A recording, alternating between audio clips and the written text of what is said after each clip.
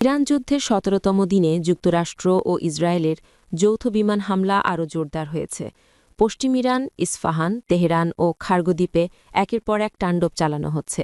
ইরানি সরকারের দাবি, যৌথ বাহিনীর হামলায় এখন পর্যন্ত ৪২,০০০-এর বেশি বেসামরিক স্থাপনা ক্ষতিগ্রস্ত হয়েছে।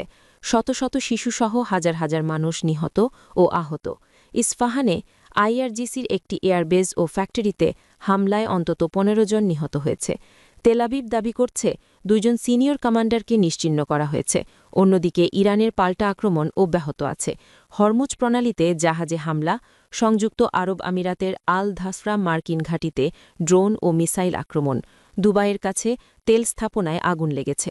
ইরানের নতুন সুপ্রিম লিডার মুজতবা খামেনেই বলেছেন, হরমুজ প্রণালী বন্ধ থাকবে, আগ্রাসন না থামলে নতুন ফ্রন্ট খুলবে। যুদ্ধ শুরুর পর তেলের দাম ৪০% বেশি বেড়েছে।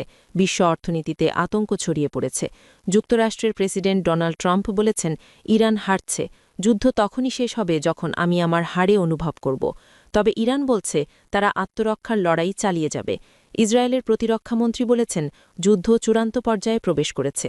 লেবাননে হিজবুল্লার সঙ্গে সংঘর্ষ তীব্রতর হয়েছে। এই যুদ্ধের ফলে মধ্যপ্রাচ্যে অস্থিরতা চরমে। শান্তি আলোচনার কোনো সম্ভাবনা এখনও দৃশ্যমান নয়।